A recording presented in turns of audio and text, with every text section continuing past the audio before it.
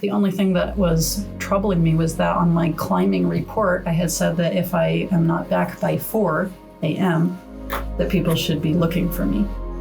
And I was under the false assumption that those are actually read by the park rangers or the people at the lodge, the staff there. It turns out they're not. They don't read those because they assume that you've told family members where you are. So we did not learn that nobody had heard from Mary until we got back on Thursday afternoon when her roommates called our home and said, "Hey, do you guys know where Mary is?" And basically told us that nobody had heard from her since the previous Saturday.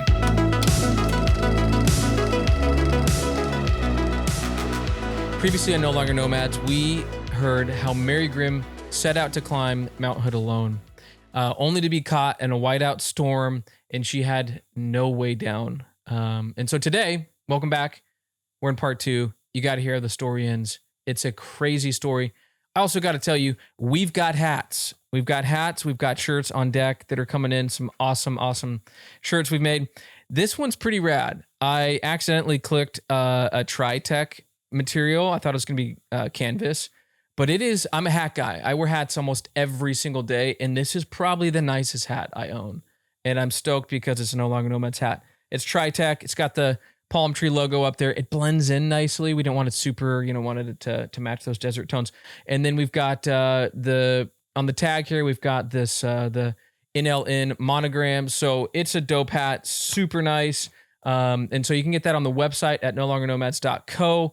And we've got shirts coming in too. So, yeah, very stoked. Let's get to this episode. I was doing kind of these controlled slides with my ice axe at this point because I was just like, I need to get off the mountain. And so I came down. It was this really rocky, icy chute. Came down out of that and then was continuing to do these controlled slides. And at one point, I stopped myself with the ice axe and I was just going to catch my breath. And I realized it was dark, like actually dark, besides the whiteout. And I turned on my headlamp and there was this crevasse drop off like right in front of me, less than a foot. And so I was like, oh, okay, I got to slow things down here or I'm going to die. And I said a little prayer of thanks for God not letting me just go right over the edge and skirted that crevasse and started working my way down this glacier and eventually got out from under the whiteout. And I was in the middle of this great big glacier. I knew I was on the west side of the mountain because I could see the lights of Portland. The moon was up. It was middle of the night. And so then I was kind of like, okay, now I've got to... At this point, were you terrified? Were you feeling like you were still in control? Or were you starting to realize I'm in trouble? I don't get terrified. Sorry, I'm part of why my activities bothered my parents so much is that I had trained the fear response out a long time ago, and just that adrenaline jolt that you get when you're afraid doesn't help you to think clearly. And so, like when I was on the PCT, I earned the title Daredevil not because I was taking dares, but because I would do stuff that other people would be too afraid to do because they would get sketched out. They'd look down and they'd get vertigo or whatever, and they would not be able to make the traverse or whatever. And for me, I would just focus my mind on what I needed to do. And I had trained out that fear response that adrenalizes you and muddles your thinking. And so at this point, I was just kind of getting my bearing. I knew I was on the wrong side of the mountain, but I also knew that the PCT skirts the mountain almost the entire area from the south approach to the north place where the PCT leaves the mountain on the north side. So I figured if I could get down, I could get to the PCT and then work my way back. The only thing that was troubling me was that on my climbing report, I had said that if I am not back by 4 a.m., that people should be looking for me.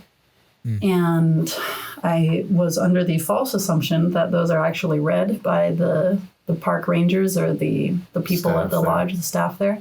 Yeah. And it turns out they're not. They don't read those because they assume that you've told family members where you are, and that if a family member doesn't hear from you, they're going to call the lodge, and then the lodge will find your report and try to figure out where you are. But they don't actually read the reports. So at this point, Bruce, I'd love to get you in here. Do you know where Mary is? Do you know that she's going out on an adventure? Or where are you?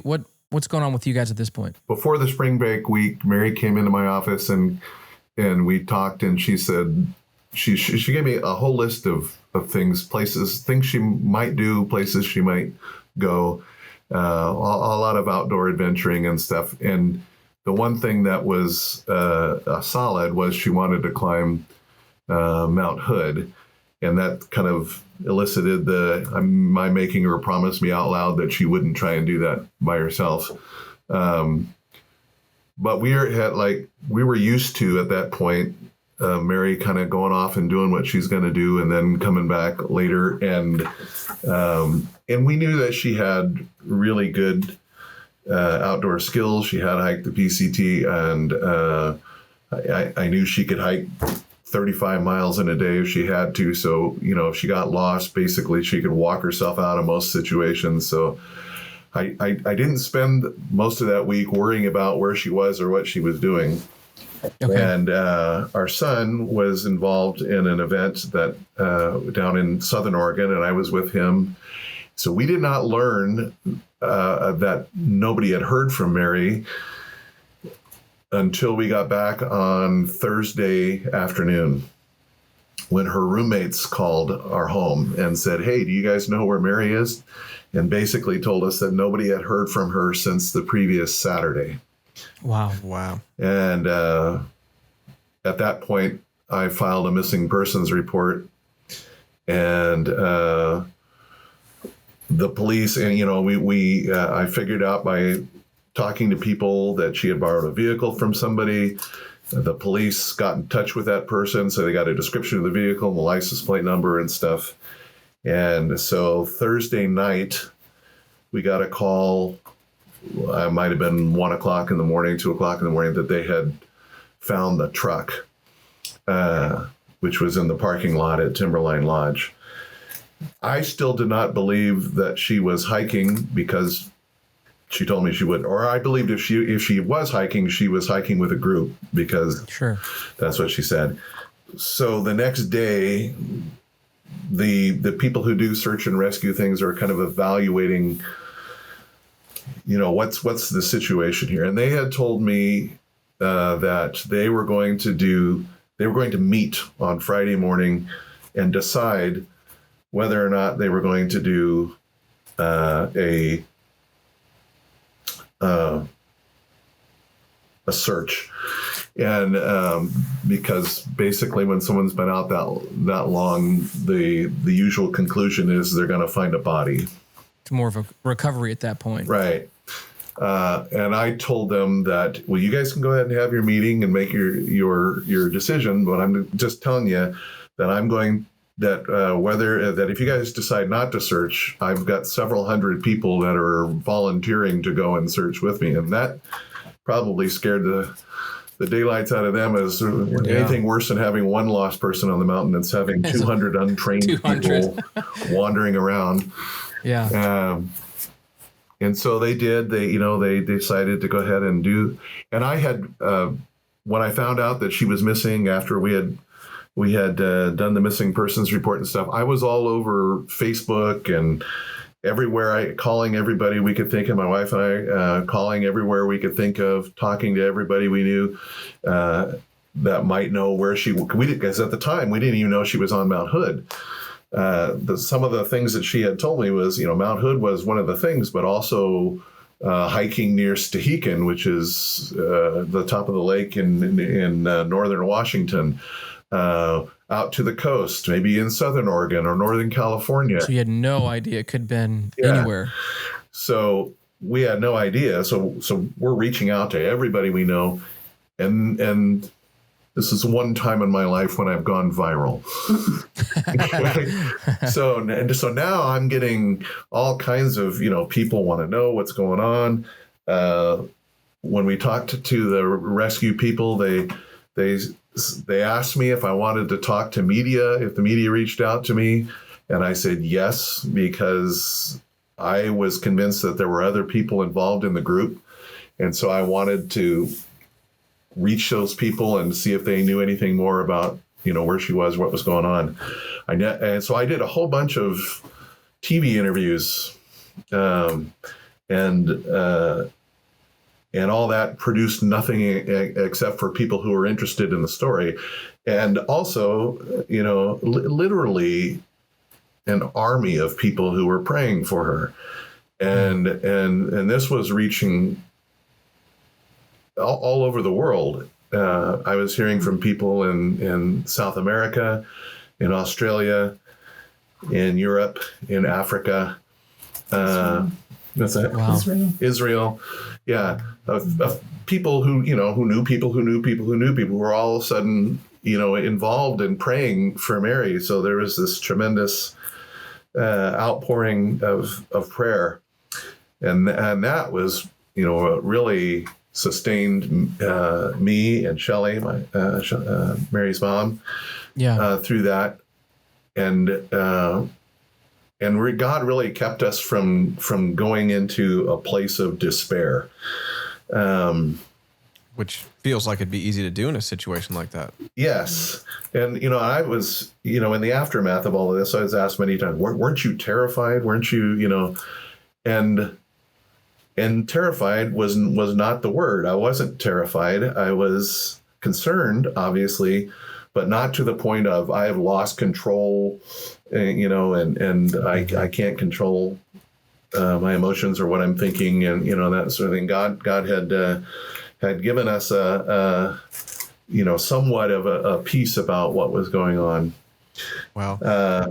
Now, had they read the report to you yet from the lodge of when she signed in? Well, here's the deal. They said that she never filled out a climbing card, and even after she was found, they had said that they never filled out a climbing card.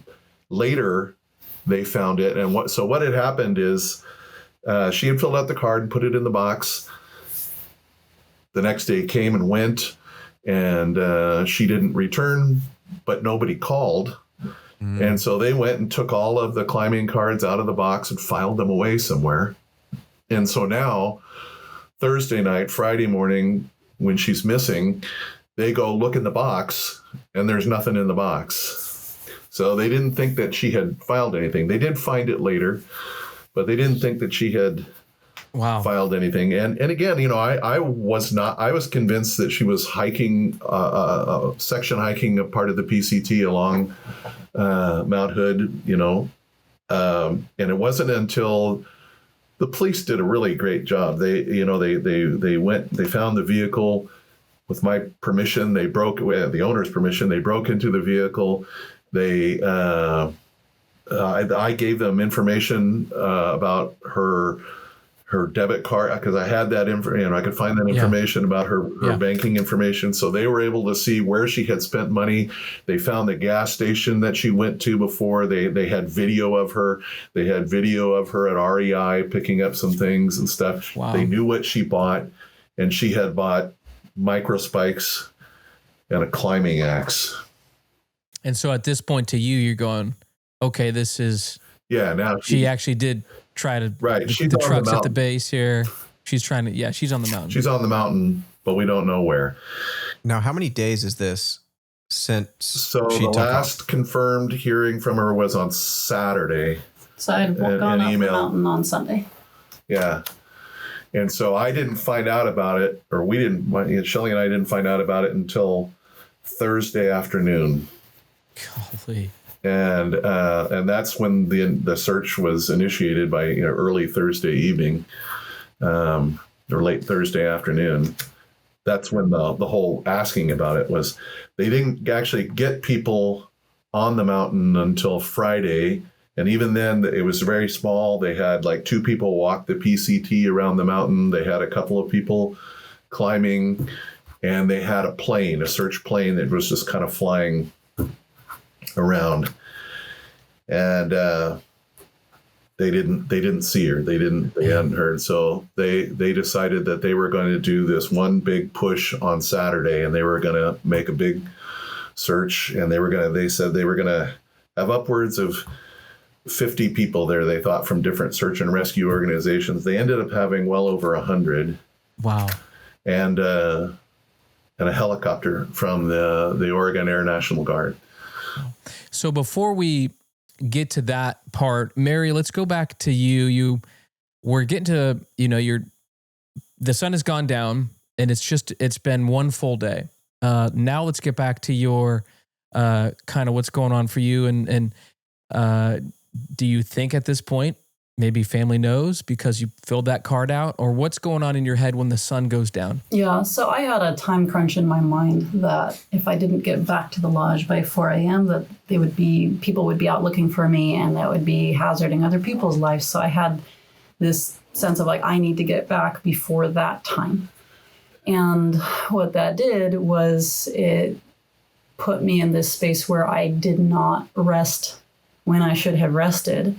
And so I was going into fatigue where I was no longer thinking very clearly. I had multiple strategies for how to get out, and I was sort of half trying a number of them. So my first was like, if I can work my way back over to the southwest side of the mountain to get down to Timberline Lodge, that would be better. So I was trying to do that, but the snow on the glacier was really deep. And so then I found this snowboarder track, and it was kind of zigzagging down the glacier. So then I was trying to follow that, and it ended up on the other side of the glacier going down this ridgeline, and he was zigzagging all over the place. And I was like, oh, this guy's crazy. And so then I ended up jumping off back down onto the glacier and following the glacier down, because it was just the snow was so deep. I couldn't really do anything but go downhill in the state I was in, because I was pretty exhausted at this point, and I hadn't had anything to eat properly since 12 the day before noon. And so now it's, 10, 11 o'clock at night or something, and I'm pretty beat. And so I came down the glacier, climbed down the moraine area there, and then I was on snow, but there's this creek underneath the snow. I could hear the water, and I actually grabbed water from that point. And then I was just working my way down that canyon. But the problem was that I was getting kind of edged into this V where the creek was getting bigger and bigger under the snow, and the snow was getting thinner and thinner. And there weren't good footing options on either side to stay off from this area right directly above the water. And I knew if I punched through, that was pretty much a death Super sentence. dangerous. And so then I was looking for, I need to get out of this canyon. This is not going to end well. So I was looking for ways to ascend out of the canyon. Later, looking at a topographical map that would have helped me not at all, because even if I had made it up onto that ridge, it actually stops short, and I would have had to descend again into the canyon anyway. But I didn't know that. And so anyway, I was looking for ways to get up and out. And so there was this one little ridge line that was going up to about halfway up the canyon. And then I could see this snowshoe that was a clear ascent all the way to the top. And I was figuring if that was hardpack ice, I could climb my way up it pretty easily and just cut footholds for myself, and I could get up onto the ridgeline and get clear of the deep snow and away from the water. And so I got up onto that ridgeline. I was absolutely exhausted. I stopped, built myself a fire, checked the time, and I think it was like 2 o'clock or something at night. And I slept for a really short period of time, because again, I had this idea, like if I'm not back by 4, people are going to put their lives in danger to try to find me, and I'm okay. There's nothing wrong with me. Mm-hmm. And so I slept for only about 40 minutes and got back up again. Lost my glasses there, which someday we're going to do a little adventure to go find those. That's a future. Yeah. I had contacts in, but I had my glasses as a spare. Oh, okay. In your eyesight. How much food did you have at this point? Sorry? How much food did you have at this point? I had about 5 Keebler cracker things, those crackers with the little tube inside, and then about 5 Nutri-Grain bars. And, that's what I'd gone up with. I don't remember if I ate any on the ascent. And then I had a little bag of chia seed, and that was all I had.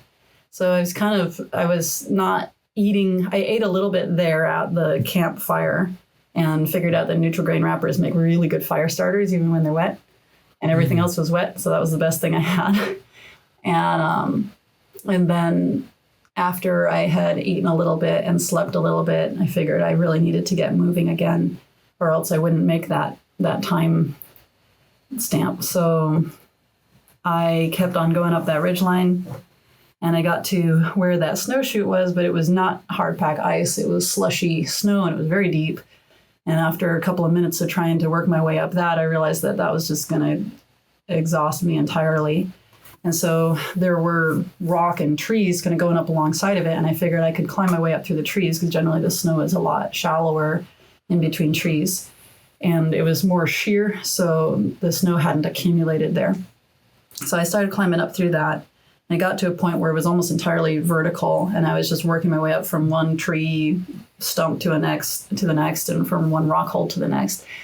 And there came a clear patch where I needed to be able to get to the next hold. And so I slammed my ice axe into the rock, and I was going to use that as my hold to kind of reach for the next one. And the ice axe slipped out.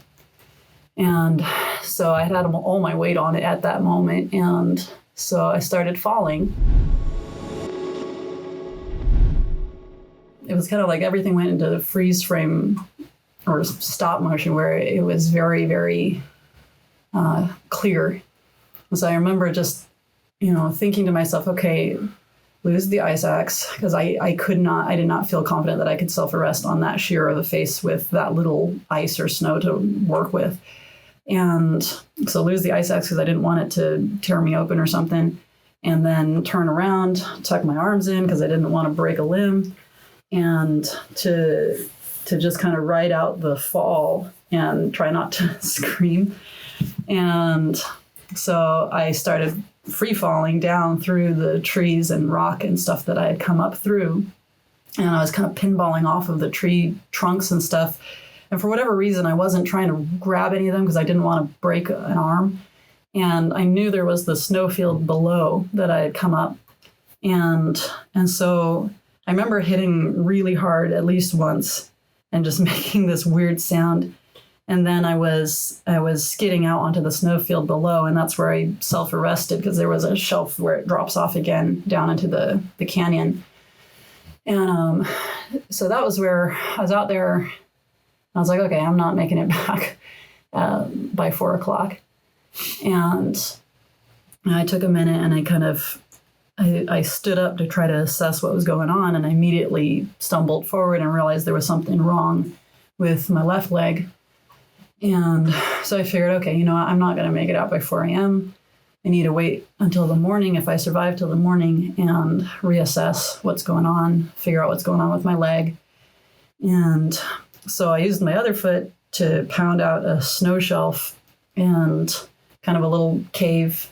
It was not, when people are like, oh, she dug a snow cave. I'm like, I wish. It was very much not protected, but it was enough that I was not going to fall off in my sleep or something. And I was on sort of a stable platform and had a little bit of a shelf over the top of me, so anything coming down hopefully wouldn't hit me in the head. And so then I had a climbing harness with me, which was kind of a dumb thing to have, but it had been in my mind that if I fall down a crevasse, then I can put it on and they can pull me out and it's easier. Yeah. So I had this climbing harness. I had a little bit of Tyvek, and I had my Campmore poncho, which has been my little lifesaver for a number of different adventures. And so I set the tarp out, set the climbing harness on top of that, so I was up off the snow, and then balled myself up in my jacket and had my poncho over the top of all of that to try to keep myself as warm as I could. And then I pulled out my camera and made a little video for my family, because I didn't know if I was going to survive the night. I mean, I kind of figured like this is where people die. And so I made a video because I know that there's people disappear all the time, or they find their bodies and they're like, well, why were they over here on this part of the mountain? What happened? And so I just wanted them to know what frame of mind I was in, what had happened. to say I love them. And were you injured at this point? You said you heard a big crunch, and did you assess any damage at this point? I knew there was something wrong. I had no light to get a good look at it.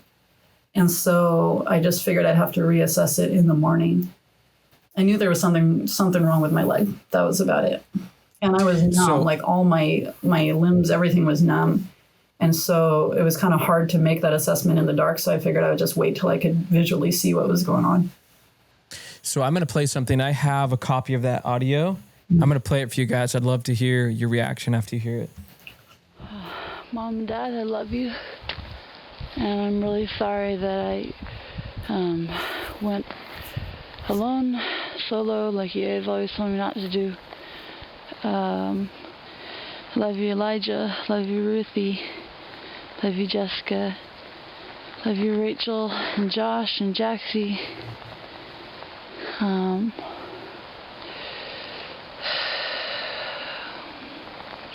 not really scared to die. Guess I'm a little upset for being so stupid. But I love you all. So I'm not really sure how much longer I'm out here for. It'd be cool not to die right now, but I think I'm ready for it. Love you all. Tell the lady out in Nantucket that I won't be able to work for her for the summer. Tell my friends I love them. That's about it. God is good. Even though he hasn't answered very many of my prayers recently. At least not on this trip. That's what I get for being stubborn. Bye. I love you. Wow. That's powerful. Oh my goodness. So what's the temperature at this time? Any idea? Are you freezing? Are you giving up hope? I mean, it was probably in the low 30s because it was sleeting on me. It was snowing, but it was kind of that wet snow. So I mean, I was pretty cold, and that's kind of why my voice sounds really funky on there because I was trying It not sounded, to cry. yeah, like you were very cold. Yeah. Absolutely. When was the last time you guys had listened to that or that video or heard that audio? It was actually this week because my dad was asking me if I'd ever listened to that podcast, the one that you had heard, and I actually had never listened to it. I don't often go back and listen because I got a little frustrated with how many of the people that reported on my story would edit out the stuff about God. Yeah. And I just kind of, I got to the point where anytime anybody would approach me about it, I'd be like, okay, well, it has a lot to do about God and Jesus. And if you don't want to hear that, then maybe find some other person. Yeah, exactly. There's lots of other survival stories, right? Yeah. Well, we want to hear all about that. So, Bruce, what do you think when you hear that? That's difficult for me to listen to even now. When, like she said, it's a video, but they're actually, because it's in the complete darkness, there's no visual, so that's just the sound.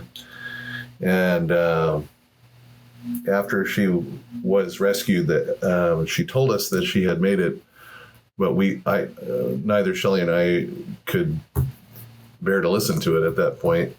The very first time I actually heard it, and I didn't realize I was going to hear it, was she had been asked to be on a television show with other people who had amazing survival stories and stuff, and I was in the audience of that when they played that. So that was the first time I heard that. Really, really, it's still hard for me to listen to. Yeah. Oh, I'm sure. Yeah. Man, well, when I listened to the podcast, the first time I heard it, I cry at TV shows. So I was like, tearing up listening to it. And, to think, because I've got 3 boys, Tommy's got a daughter and a son. And I just think, man, how much love you have for them, and to be missing and lost. And then for you, Mary, to like actually get your phone out record a video and just face the reality of the situation. And essentially, I mean, at this point, were you thinking maybe they will find this video on my body? That's what I figured. I mean, I figured if I didn't last the night, that they would have that video and they'd be able to kind of know, what was going on in my head and why I was where I was. And yeah. Man, well, let's keep going through. So what's the next couple of days like? Are you at the same spot for a couple of days, or keep us moving forward? So Monday, by the dawn, when the light came up and I was still alive, I took a minute to reassess what was going on. I took a look at my leg, and I had this big old gash across my thigh. But it was kind of closed up because of my tights. And so I was like, all right, well, that's good. I'll just leave that like that because I don't know how deep it is and I don't want it to start bleeding or open up or anything. And so I just left it like that because the tights were keeping things in place pretty well. And then I got up because I figured, okay, you know what? I can walk out. Like, I need to get out of here. So I stood up and I took one step and I just bit it. And that was when I realized that my other foot was badly sprained. And I probably sprained it either in the fall or when I was knocking out my snow cave, when it was completely numb and I couldn't feel my foot. And I had been using it essentially as like a hammer to knock the snow into some kind of shelf. And, so then I was kind of like, okay, both my legs are not working well. And by now they will have seen the climbing report and maybe there's already people out looking for me. So I should stay visible because if I go any farther, I'm going to be going under the tree line. And I'm out here on this snowfield, so I'm really easy to see. And so if they're looking for me, I should stay where I am.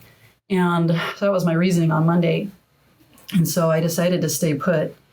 And then that was when I started praying and realized that I could no longer feel the presence of God. And I couldn't hear him, couldn't feel him. My prayers felt like they were just kind of falling flat to the ground again. And that was where I freaked out a little bit because I've had that knowledge of God's presence since I was younger than 6 years old. And this was the first time in my life where I didn't absolutely 100% know that he was with me. And did you feel abandoned at this point or something, or? I just didn't have his presence. Like I didn't feel his presence with me. Yeah. And I mean, and like I've never in my life questioned the reality of God because he's always been so very near to me. And this was the first time in my life where I did not know that he was there. And so that was scary. And as soon as I realized that, I started, I was praying repentance for everything I could think to repent of. And I was, trying to figure out like what do I need to do to get God talking to me again.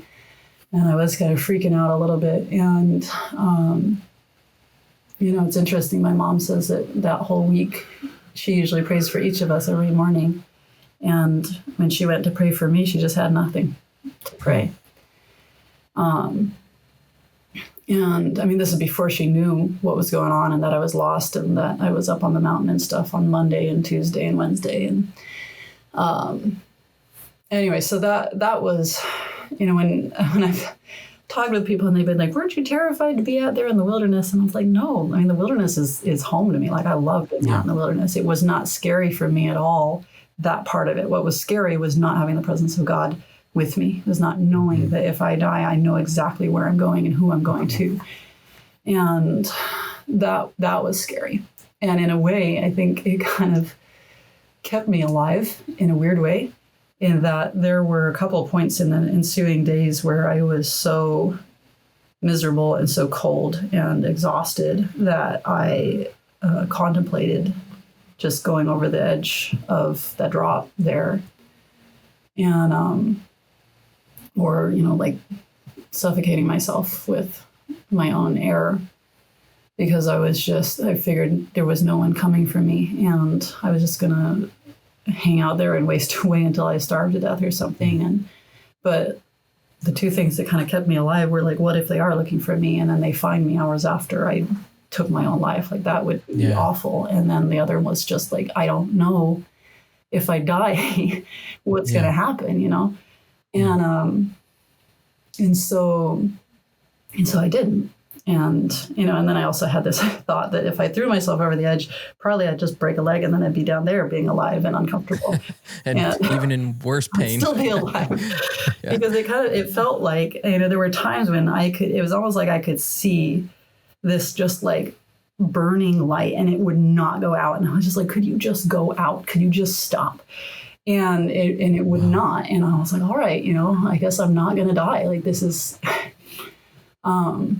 and so in a way it was like really frustrating where I was, you know, just had that mental image of, even if I tried, I wouldn't die. I would not be able to die. And then, what was the weather like throughout these few days? I mean, was it? Yeah. So the first couple of days, like Monday, it was snowing on me, and Tuesday it was starting to sleet, where it was this mushy snow, and then on Tuesday I finally had a pretty decent rain in the evening, where I was able to catch some water and drink it, which was really again a godsend, because I was getting really dehydrated at that point. And by the end of Tuesday, I knew I needed to move, because it was gradually warming up over the days, and there was snow coming down on top of me.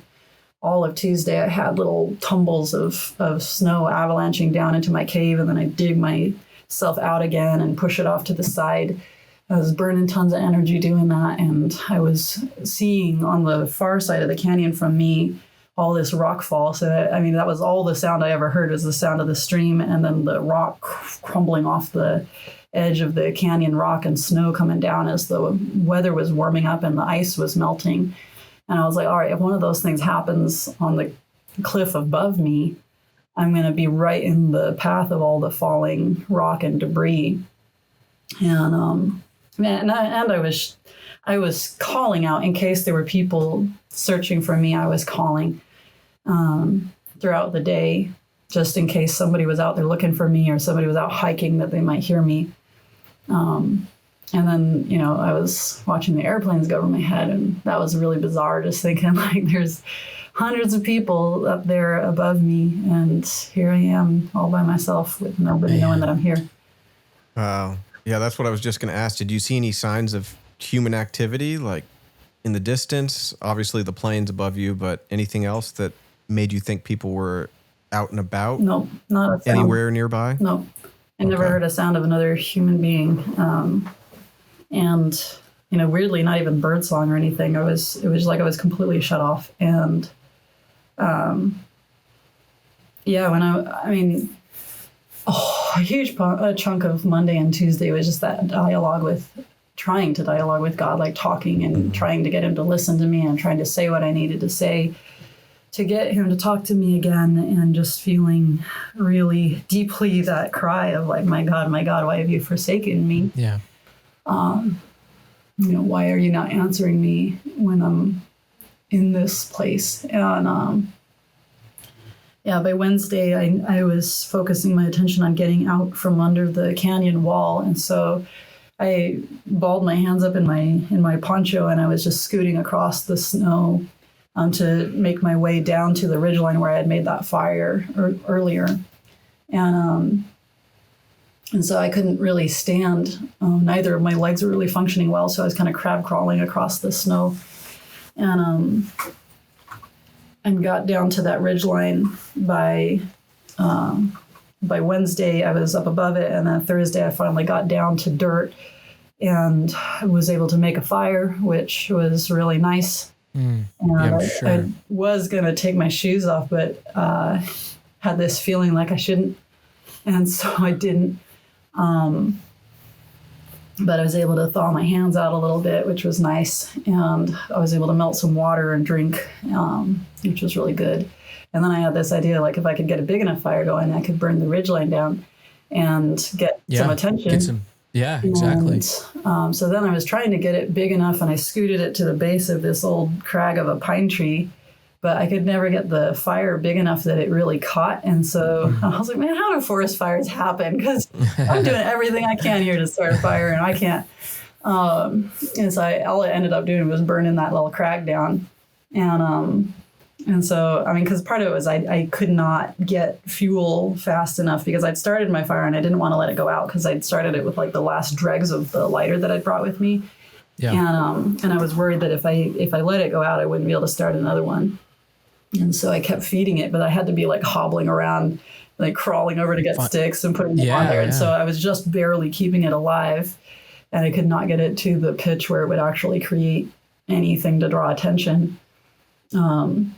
But yeah, so that was on Thursday was when I finally got the fire. And, you know, every night I would be like doze sleeping all through the night, and I'd have these dreams, and my dreams kind of changed with what I needed, you know. So on Monday, it was just like problem solving how to get off the mountain. And on Tuesday, it was trying to get warm.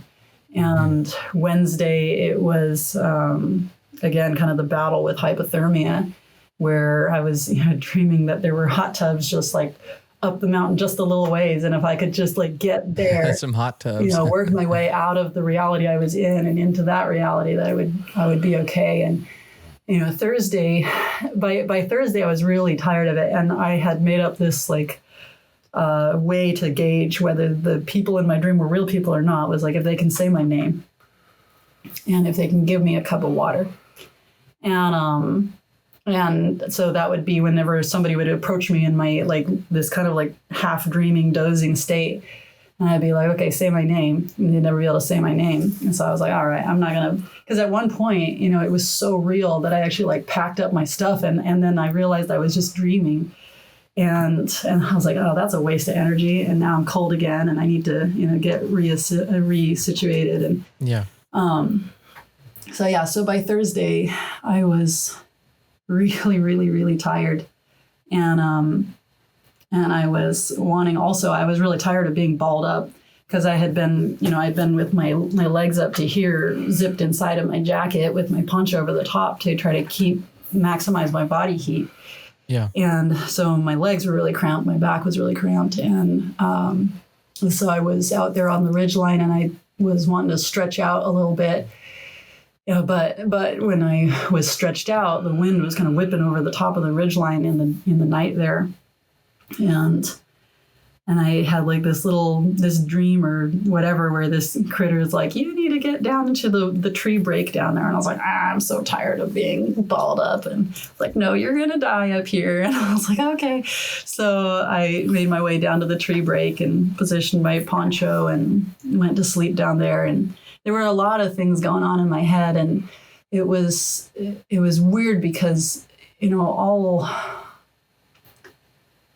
all of my life I've had the knowledge of the presence of God, and He has spoken to me directly in a number of times in my life. And all of those dreams and hallucinations and different things, like I knew there was a huge difference between that and the actual presence and knowledge of the person of God and His voice.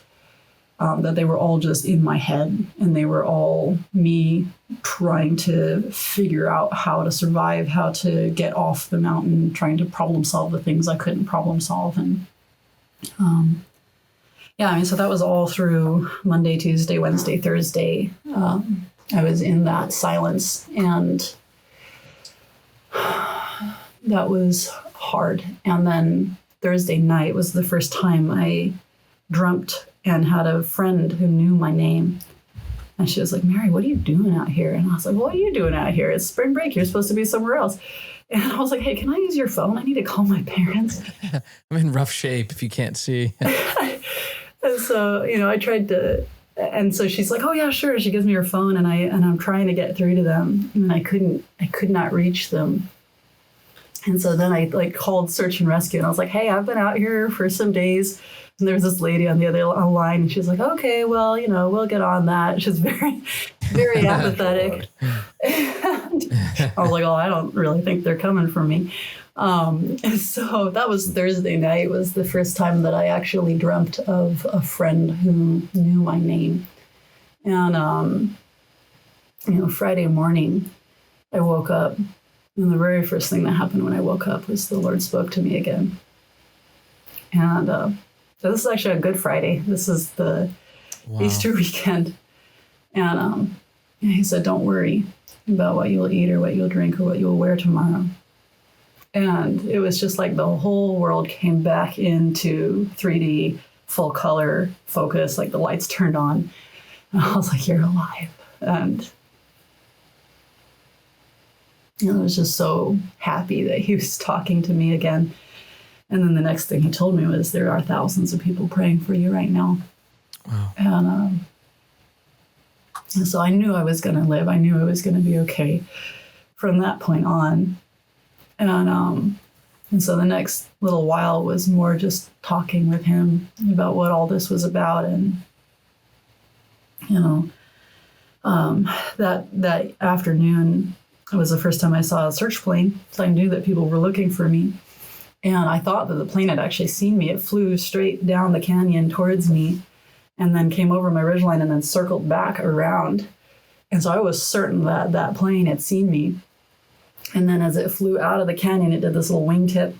And I thought, okay, they're signaling. They've seen me. They obviously can't land here. So they're going to go get a search party. They're going to come back for me. And I was like, all right, it's going to be okay. But the plane hadn't actually seen me. Apparently, they were following a lead where they thought they had found a sleeping bag print on the top of the summit. And they were following the tracks down from that print. But I didn't have a sleeping bag and I had never summited. And they were following it to that point, and that's where they lost their lead, but they did not see me. Anyway, so I packed all my stuff up and I was like, okay, they're going to come and find me and I'm going to get out of here. And then it got darker and stars started coming out. And I was like, okay, maybe they couldn't get a party out here in time. Maybe they're going to try in the morning or something. But I was like, why would they leave me out here one more night? But the stars came out and that was comforting. It was the first time I'd seen the stars the whole time I'd been out there. And they've kind of been my friends as I've been hiking and backpacking in the wilderness throughout my life. And my mom used to take us out stargazing, mom and dad, when we were kids, and taught us all the constellations. And so it was really sweet to just be able to see them again. And I knew I was going to be okay. And then Saturday morning, I got up with the first light and I packed all my stuff. And I sat out there on the ridgeline there, and I was singing It Is Well With My Soul. And then I heard the blades of the helicopter coming down through the canyon. And they flew straight to me. So I still thought that plane had seen me the night before. And they flew straight to me, and I was, waving and trying to stand up if I could. And the helicopter swung around, and they were waving at me in the window. And then they started backing out of the canyon. I was like, oh no, they're going to leave. Don't leave. And that was actually probably the closest to actually being afraid or not reasoning because of how much fear was in me, was those moments right before they rescued me. And I had all these irrational thoughts of just they're going to leave me. And really what was happening was that they couldn't get a signal out, and they had to back out of the canyon in order to signal that they were going to attempt the rescue. And so then they pulled back in, and then they started lowering this guy on a line. And I was like, oh, what if he falls into a tree well or something, or he gets hurt? And, so then he ends up on the ridge above me, and he goes out of sight. And I was like, oh, he's not going to find me. And I was just all these dumb things going through my head. And finally he comes over the ridgeline. He's like, do you need help? Do you need me to carry you? And I was like, no, I'm okay. And so I start crawling up the snow slope to him. And he did the sweetest thing. I got up to where he was, and he actually got down on hands and knees and just crawled alongside of me up to the snow anchor there. Wow. He crawled with you. Yeah. Oh, that's awesome. And showed me how to get on the snow anchor, and then they lifted us on the line. Not snow anchor, just the rescue anchor. The anchor seat that they were dangling from the helicopter. Yeah. So at this point, let's jump to you, Bruce. I'd love to hear. So you were starting to get there earlier. What was going on? You guys are at the Timberline Lodge. They've sent out the helicopter. What's going on with you? Do you know that they've found her? What's going on in your head at this point? Well, for us, we had driven up there, and we didn't tell the search and rescue people we were driving up there. We just had come to a point where we thought, we needed to be up there, and we had actually prayed on the way. A friend, a roommate of Mary's, was with us, and we had prayed that we would get there, and we would just roll up, and they would say, "Oh yeah, we found her." Yeah. So we got there, pulled in the parking lot, and they had a big area of the parking lot where all the search and rescue vehicles were, and we kind of went over and parked over there, and got out of our vehicle, and the person who was running the search and rescue from Clackamas Sheriff's Office, big tall fellow, taller than me, and he saw us and came walking over to us, and we introduced ourselves, and he said, "Oh, I'm so glad you guys are here. The helicopter is hovering over somebody right now, and the description matches." And he says, "We should know something here in a minute or two." And then he left. So he didn't say the person is moving, it's a body or whatever that was. So we're all gathered together and just praying, and I just,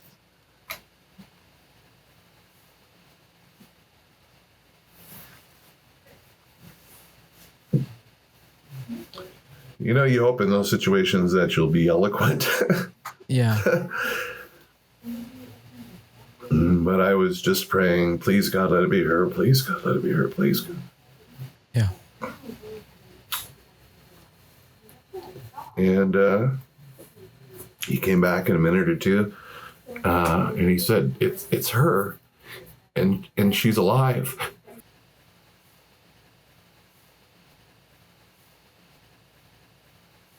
A lot of hooping and hollering. I just kind of lost the strength in my legs at that point and kind of fell to my knees. Whatever God had been sustaining me with. Yeah. Was lost at that point. Yeah. So of course we were ecstatic and crying and sobbing and and all that stuff, and they said they're taking her directly to Legacy Emmanuel Hospital, so they weren't going to bring her back where we were, and they knew that they were going to bring her to the trauma center there, and we wanted to at least try and say thank you to some of the people who had been there. There ended up being 150 or so people out there from over 10 or 15 different search and rescue organizations. And amazing. And we said, so we stayed for a few minutes and said thank you to everybody. They had told us that she had a leg injury and frostbite. And also I asked where did they find her, and then the guy gave me the grid coordinates where the helicopter called in, the grid coordinates where they had located her, and also that one of them were heading from the sheriff's office was heading over there to debrief her on what happened in her story and things, and he was the one who told me about the. I said, well, how did they find her? He says, well, we found what looks like a sleeping bag print where she may have laid down at the summit, or maybe have sat down or laid down at the summit, and there were tracks leading away from that, and they followed that, and it led right to her. And I back up just a second, because on the way when we had prayed we had an experience some years before where we were on a event with a bunch of people and some kids got lost, and we ended up calling out search and rescue for that. It wasn't our kids, but we were with a church group, and there was an experience that happened that we had felt like God had made a person visible that led to the rescue of those boys. And so we called that our an angel. Yeah. And as we had been driving up to the mountain this time, we had prayed that God would, like they had sent an angel to help us find the lost boys on Mount McLaughlin, that he would send an angel to help the rescuers find Mary. Wow. And so when that guy told us that, we felt that God had answered that prayer. And so after spending a few minutes with him, obviously we went back to we got back in our cars. We were really in no condition to be driving, but we drove to the hospital and met her at the hospital. It took actually a long while before they would let us in to see her, because they were kind of trying to stabilize her and stuff. And finally, when we got in there, the first word Mary said to me was, "I am so sorry, Dad. I am so sorry." And I said, "I forgive you." Yeah. Yeah. And then, there was a long trail of miraculous things that happened even after that. When they did the surgery on her leg, she ended up, she can tell you about it. She ended up with a large gash on the inside of her leg. They did several surgeries on her leg. And they, the first time they brought out to us these little wood splinters, about half an inch long or so. And they say, this was about a quarter of an inch from her femoral artery. Wow. This is another quarter of an inch, and she'd have bled out in minutes, and there'd been nothing you could do. You see God's hand all over the story. I mean, as you guys are going through, you just see his handprints all over, his fingerprints all over everything. I mean, and just the fact that I think we went past that, but that they found a sleeping bag imprint and footprints, and Mary, you were like, "No, there's no one up here with me." Yeah. And also, she never made it to the summit. So where they saw that was at the summit. They insisted, in fact, when they first talked to her, they insisted that she had summited, which she hadn't done. So, but much later, we were able to meet with the actual helicopter crew, and they had told us that they were, that flight that they did was actually a test flight to see what the weather conditions were at the summit, and then they were going to come and pick up a crew of searchers with probes, because they were convinced at that point that they were looking for what they called a popsicle. Happens to them frequently. And so they had gone up there, and then they saw this what looked like these tracks going down, and so they followed them, and that's what led them to her. I've heard the person who actually spotted her on that crew say that she was actually quite difficult to spot. Whenever I hear Mary, I say, I was going to be out here and real easy to spot. But I have heard him describe that as that they almost missed her, that she was just a dot. Yeah, I'm sure. A dot from their vantage point. And she was wearing dark clothes, and there was just some flit of movement that had grabbed that person's attention, and that he was able to see her. So, and all this happened. She was found on the day before Easter, and so that was changes your whole perspective on the resurrection of Jesus. When it's your child. Yeah. Wow. My goodness, Tommy, you want to share it? You want anything?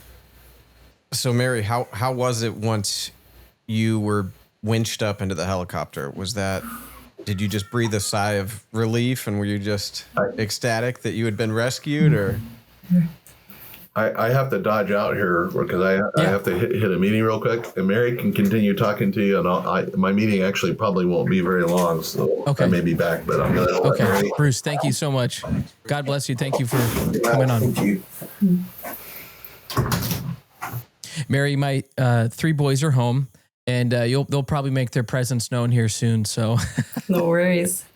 You let me know it's a if you family need them. podcast. It's about parenting and all that. So, what's a family podcast without some kids in the background? There you go. Sounds like they're all having fun too. So Yeah, that's good. There's no crying yet. There will be in a few minutes. I know how that goes.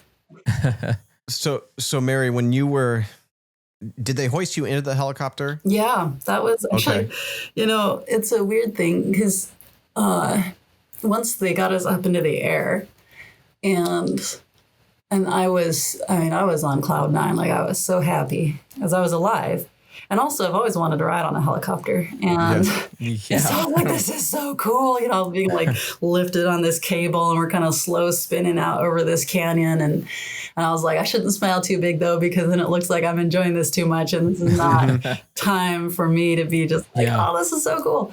So I was actually very happy. And we got into the helicopter. They pulled us in, and it was really loud in there. They gave me a set of earphones or headphones, so I could actually hear what the pilot was saying. And they were trying to get a permission to land on the helicopter pad at the hospital, and they couldn't get anybody to actually give them the okay. And the pilot was going, well, we're just going to land anyway, because there's just there's nothing else for us to do.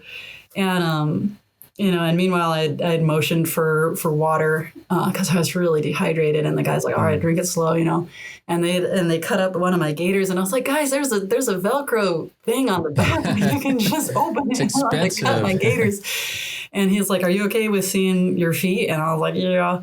And so he took my shoes off, and my feet were all swollen and purple and black at the ends, and I was like, "Ugh, nasty." So was that like frostbite on your toes? Yeah, I had Like pretty trench bad foot too? frostbite on my toes all the way up to about midway up my foot. It was, my whole foot was purple and swollen, and then all my toes were black, and so that was gross, and then we were landing, and it was really fast. Like the flight was really fast. They said actually it was one of their fastest rescues, where they were from takeoff to landing was 8 minutes. Whoa. Yeah. And so, for them, it was, they never go through just one tank of fuel, right? From their takeoff from their base all the way out to where we were, and then back again to their base, they didn't even go through a whole tank of fuel. And anyway, so we got to the landing pad there, and then the medic walked in with me on the stretcher to the trauma room where they received me, and the sheriff guy came out, and like my dad said, he was like, "So when you summited?" And I was like, "I didn't summit." He's like, "Yes, we did. Wow. We saw your sleeping bag print on the summit." And I was like, "I didn't have a sleeping bag." And he's like, "Well, then whose prints were those?" And I was like, "I don't know. There was nobody down in that valley but me. I know for sure, because I was shouting out and looking and calling out the whole time." And the Lord knows. Wow. So what? Go ahead, Tommy. Okay. I was just going to ask, Mary, what do you attribute you not feeling the presence of God there with you to? So it's a little bit of a complicated answer, and I know that I've had this conversation with a number of Christians who just flat out reject this idea. One, that it was a rebuke and a discipline from the Lord, which I felt was very gracious, but I've had Christians push back on me and say, God doesn't punish people. But I felt like it was a stern but very, very gracious rebuke. For the amount of times I should have died, that he kept me from dying, and the things that he prevented from happening throughout that whole course of events, he was being very gracious to me. And the other part of that was the dialogue with God on Thursday. And Okay. kind of this glimpse into what Jesus faced in order to save us. Wow. That he walked willingly into the abyss between us and God, the silence and the darkness and the death that we have chosen through our own sin and our own distrust of his goodness, and that he came out the other end. And in so doing, broke death, broke all the rules, and made it possible for us to come to God and to be healed in our relationship with him. And that death that he faced, when he cries out on the cross and he says, my God, why have you forsaken me? And you see in the scriptures, you see all of creation just freaking out. I mean, it goes dark, there's an earthquake, there's all this crazy stuff happening because this should never happen. Yeah. That the Son of God should never be cut off from the presence of the Father. I mean, this is unthinkable. It cannot happen. And that he did that in order to make a way for us to come back to God. And so beyond just this rebuke of you have been called, your life has been set aside for a purpose, and you were throwing it away for your own pride on this mountain, there was also this kind of revelation of the depth that Christ has gone through to bring us back to him, and the urgency of that mission, that there is no person in my world that I can scorn or exempt from that in my knowledge and not care about and not desire to be brought into right relationship with God, that he has done the unthinkable, and he has put himself through this deep grief and sorrow and the silence and the abyss of being away from the presence of God so that we could come to him. And for me, it just gave me an entirely different perspective of just the urgency of that call and the breadth of that call, that there is no person who is not considered worthy of the Lord's love of salvation, and that I, as a human, cannot set any person aside in my mind and say, oh, well, I'm not going to try for this person. Yeah. And I mean, so for me, that silence drew me a lot nearer to Jesus in my overall understanding of who he is, of his death and of his resurrection, and the truth of his resurrection. I know it in my bones, the truth of his resurrection, and that he is alive. That experience on Mount Hood, did that bring you to a closer, more deeper, intimate relationship because you went through this? Does it bring you to a close relationship with God with everything you went through on Mount Hood? Well, I've had a very close relationship with God since I was a child. That relationship in essence hasn't changed, but the experience on Mount Hood brought me nearer to a full comprehension of the gospel and the person of Jesus, because I met God the Father. And I know that, we as Christians, we believe that there is this triunity, right? But the person of the Godhead that I spoke with most as a believer growing up was God the Father. And it wasn't until after that event on Mount Hood that I had this kind of deep knowledge and friendship with Jesus, the Messiah, the Savior, and the knowledge of the truth of what he had gone through for us. And more of that sense of urgency, and just the sense of his love. And so I guess I would say, yes, it did bring me into a deeper relationship with the wholeness of who God is, in that my relationship with God up to that point had been kind of one-sided or one-dimensional in a way. Wow. So let's get into your recovery here. What did that look like? You get off the mountain, you're in the hospital. What was the recovery period like? Yeah. So I was in the hospital for 13 days total. A good portion of that was trying to treat that leg wound, get all the splinters and little things out of there, and then close it up properly so it didn't get deep tissue infection, because it had been kind of festering with all the little pieces of wood in there. And then also my sprain on the other foot was needing to heal, and the frostbite was needing to heal.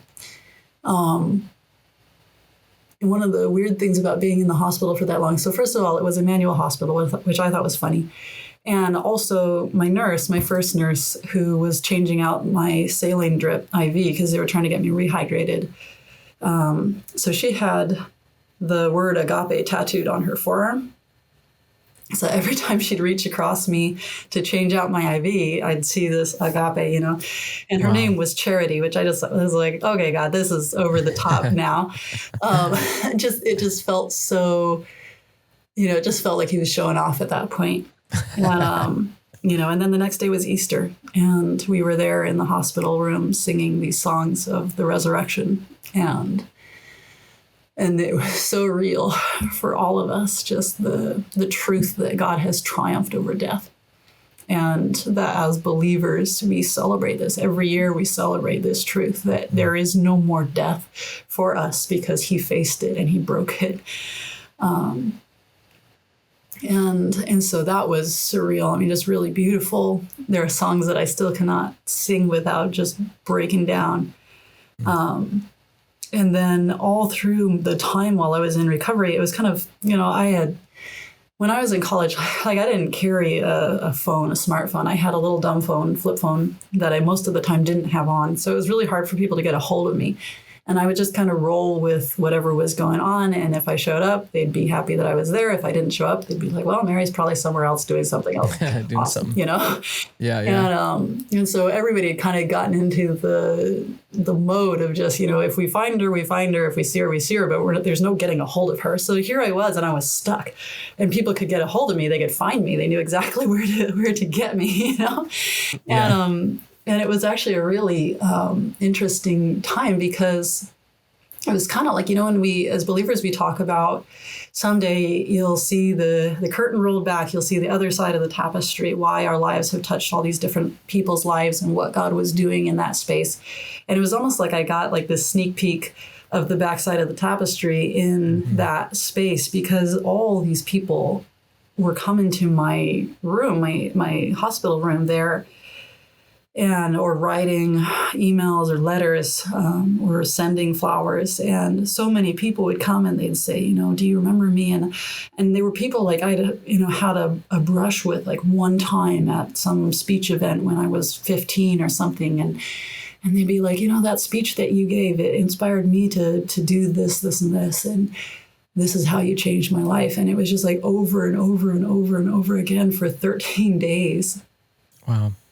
You know, having all these people come in and share with me what my life and what my being alive meant to them, and what God was doing in their lives during the time that I was lost, and they were praying and when they found me. And it was just mind-blowing to think that is what God orchestrates with every single life on this earth, that our lives are so deeply intertwined with each other that there is no person who can just cease to exist and their life doesn't leave this gaping hole and all these threads that are now cut off. And so that was really eye-opening and really, it was a very different perspective shift for me, because I had been used to thinking of my life in isolation. And, you know, I'm not afraid to die, so it's okay for me to take these risks. And I know that I have a purpose and God has a plan for me. Yeah. But I had not really looked at my life through this perspective of connection to all these other people and what my death and my life meant to them. So that was a really, really interesting. And then the other thing was there were tons of people still praying for me, and you know, the doctors were a little confused with me. One, because I wasn't taking any pain meds, and they're like, you should be in a lot more pain. And I was like, well, I'm not. And two, because my frostbite was completely healing. Because initially when they'd done the assessment, they said, yeah, you're probably going to lose several of your toes. just be prepared for that. And so that was something where they're just like, wow, you're healing so quickly. Like, this is crazy. And I was like, well, there's tons of people praying for me right now. And the doctors would be like, oh, yeah, cool. And then they sent in a psychologist because they're just like, you're not acting like a normal trauma patient should be acting. Like, you're not acting traumatized. And I was like, well, I mean, the real trauma, like the resolution of the trauma for me was on Friday when God spoke to me. Like, that was where we worked through all the trauma together of being stuck out in the wilderness and what that was about. And so by the time they found me on Thursday, I knew I was going to live, and I was no longer wrestling with death or freaked out about that possibility.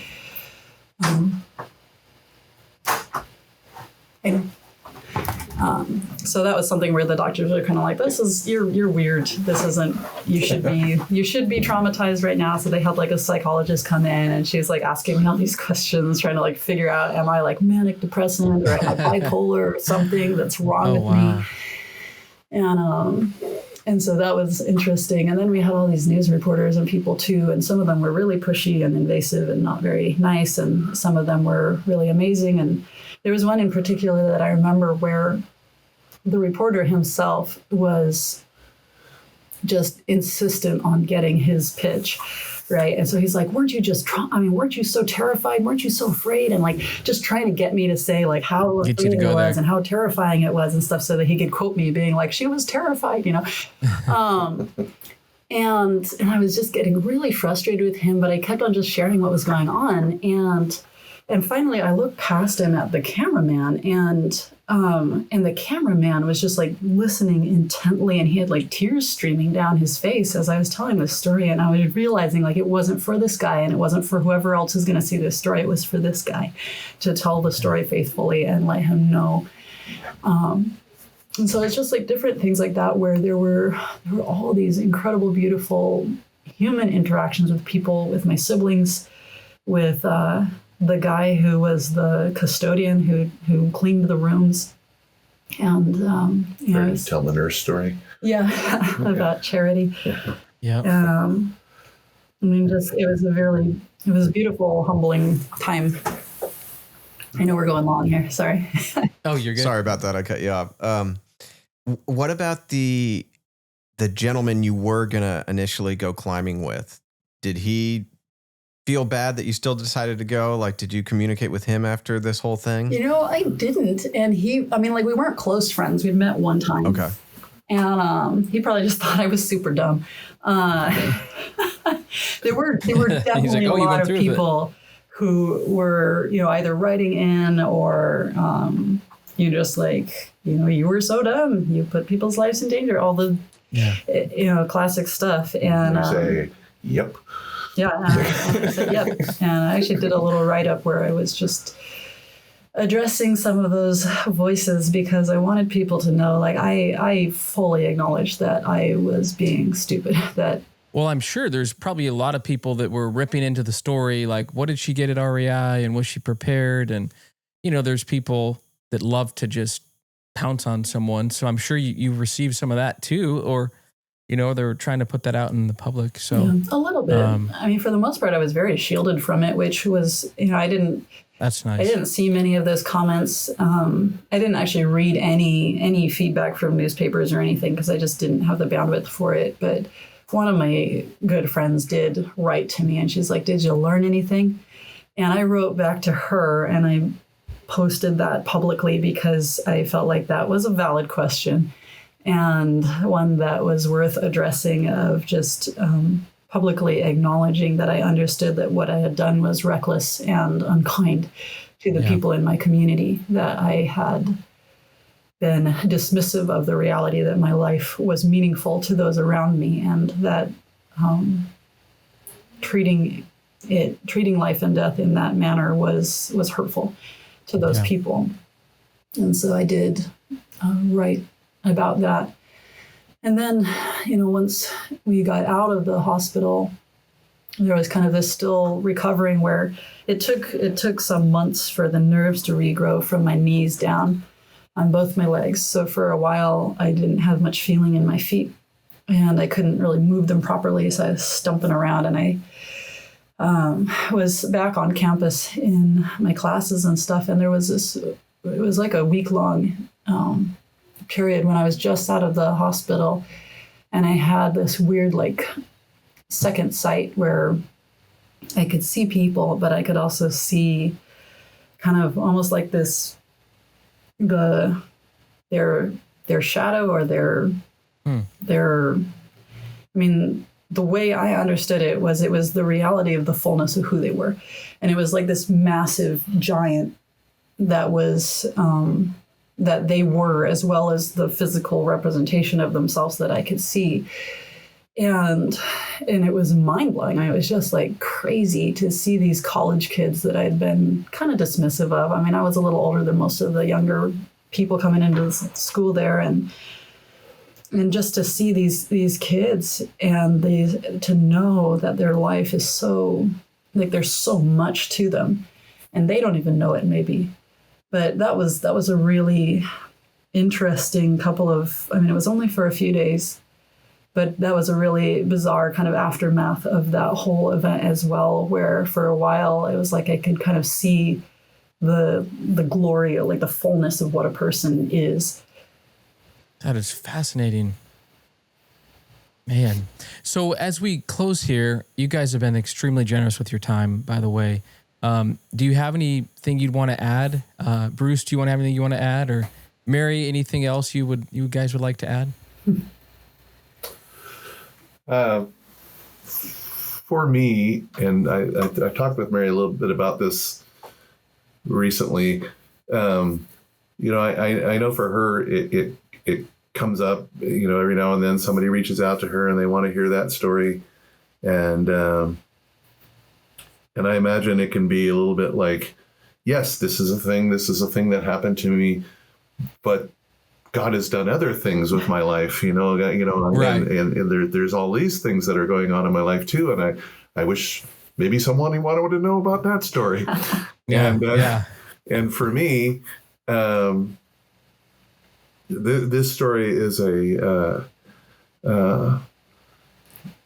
watershed moment in my life. I think about right after, in the book of Acts, where, the disciples are drawn in before the Sanhedrin and, the high priest, and they tell them, don't you be preaching in Jesus's name, right, anymore. Right. And they beat them up a little bit and then send them out. And they say, well, you have to decide you have to decide whether it's right to follow God or follow man.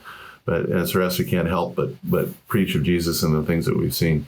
And for me, I will happily tell this story anytime I get even the slightest crack of a chance. And it's not because I'm totally enamored of going on a podcast or on television or whatever, but it's like, and God does something amazing in your life and in the life of a loved one, saving the life of a loved one. And as we roll down the years, the things that roll out of that, is that because of this thing that God does, there is all the other things that Mary and Ben have gone on to do, that there is the mission that he's given them, that I have, that we have 4 beautiful grandchildren from them, and that Shelley and I, got to go to Papua New Guinea and visit them, all those things roll out of this amazing thing that God did. Yeah. And like I said, I will tell it at the least glimmer of an opportunity, to talk about it. I love that. Well, we need to do a follow-up to this with your husband and talk about some mission adventures. I would love to do that because Tommy and I, we've been all around the world. We got chased by ISIS at one point, and we've always gotten into a little trouble here and there, and trouble in Egypt and things like that. But would love to hear. We got to do that part 2. We'll do that sometime. Have you been back to that spot? I have not. It's a really hard place to get to. It's hard to get Oh, to. okay. I've thought about going back there actually this summer while we're here in the States, because we won't be stateside for another several years. I wanted to do that with her as going, because I thought it would be really an interesting thing to go and see if we could find her glasses, see if we can find her ice axe. Wow. Those things would be. Yeah, absolutely. If you ever need a couple extra eyes, Yeah, to help you let look us for know. them, We're coming. We'd love to. Yeah. Just kidding. I think I'd probably go from the bottom up instead of the top down. This time. Yeah, there we go. It was one of the amazing comments that somebody made, and when Shelley wrote the book, she included in it with Mary's help, basic. This is the route she took down from the mountain thing and where they found her, and so that's in the book. And one of the greatest comments I think that we had from somebody who read the book is they gave it 1 star because they said they know that mountain and it's impossible. It's impossible that she could have come down that route. It's just not doable. And you received a 1 star, so does that mean she not believe you or something? Yeah, they didn't believe it. They thought that we were making that's that not up. Cool. Oh man. And we said we agree. It's impossible. Yeah. But Oh my and gosh. nothing is impossible with God. Yeah. Amen to that. Yeah. Man. Well, Mary, any final words you have here? Well, thank you guys for reaching out and for giving us the chance to tell this story. Ever since this happened, I've felt kind of in a way compelled to at least respond when people reach out, because it isn't about me. It is about God and his ability, his power to save, but also his goodness to us. It's about the resurrection. And for me, that has been that was what I took away from that, was the truth of the resurrection. All of this happened over Easter weekend, and it was just this very emphatic, like, he is the God who has broken death itself. Yeah. And so it's something where when people have approached me, I felt like I at least need to give them a chance to tell this story. I've become more wary about people telling it faithfully. Sure. But it is something that I feel that is worth sharing, because every time we tell it, I kind of have to relive certain moments which are difficult, and but it is something where it also reminds me of how good God has been to me, and that deep conviction about who he is and what he's done for us. And so it is not bad to rehearse what he has done. Yeah. Just to see his faithfulness, I'm sure. And sorry you had to sit through that. Some knucklehead played the audio back for you on a podcast there. So no, that's okay. I actually go back on, sometimes when I'm feeling a little down, I actually go back on my Facebook feed all the way back. I go and I find the first post that I made saying, "Hey, does anybody know where Mary is?" And then I just trace it all the way forward to to the end of the story, and it's very encouraging for me to read, to see again, all the people who prayed and all of the people who were with us, and how God was actually even communicating through their comments and stuff. So many of the comments were, we're praying for Mary. God knows where she is. God is watching over her. And so sprinkled in all these comments of, oh gosh, you guys, this must be so hard for you. We're praying for Mary, blah, blah, blah. We're also these little prophetic comments is, she's in God's care, and God will look out for her. And it's amazingly encouraging for me to go back over that sometime. I'm sure. My goodness. Well, Tom, anything from you? Yeah, thank you for sharing. That is intense to say the least, and we're just so thankful for Honored, that resolution. truly, yeah. And for you sharing with us. Excited for the lives that this story is still impacting, and like Josh said, looking forward to a part 2 to learn about your mission adventures overseas and everything. And so thank you. Yeah. Thank you so much. Well, and thank you, listeners, for tuning into this episode of No Longer Nomads. We release episodes on Tuesday at 5 a.m. So be sure to come back and find us next week. Thanks so much for tuning in.